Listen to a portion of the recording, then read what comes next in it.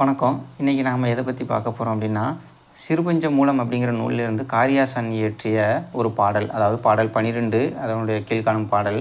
அதனுடைய விளக்கம் அப்படின்னா, அதாவது எதெல்லாம் துன்பம் செய்யும் அப்படின்னு சொல்லி காரியாசன் விளக்குகிறார். நல்ல தெளிவாக நமக்கு சொல்கிறார். எதெல்லாம் துன்பம் செய்யும், அதாவது பிறருக்கு நாம் செய்யும் தீமை, நண்பர்களிடம் கடன் வரவு செலவு செய்தல், கள்வர்கள் தீயவர்களின் தொடர்பு போல ஏமாற்றுபவர்களின் தொடர்பு,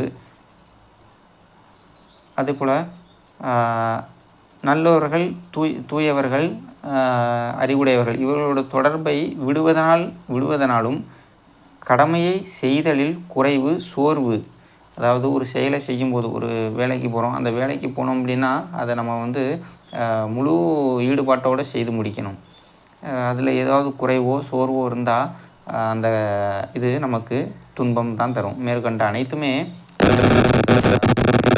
தீமை செய்தல், நண்பர்களிடம் கடன் கொடுத்தல் வாங்கல், கள்வர்களின் தீயவர்களின் தொடர்பு, நல்லோர் தொடர்பை கைவிடுதல், கடமையை செய்தலில் குறைவு மற்றும் சோர்வு இவையெல்லாம் இருந்தால் நமக்கு துன்பத்திற்கு அழைத்து செல்லும் அப்படின்னு சிறுபஞ்சம் மூலம் காரியாசன் நமக்கு தெரிவிக்கிறார். நன்றி, வணக்கம்.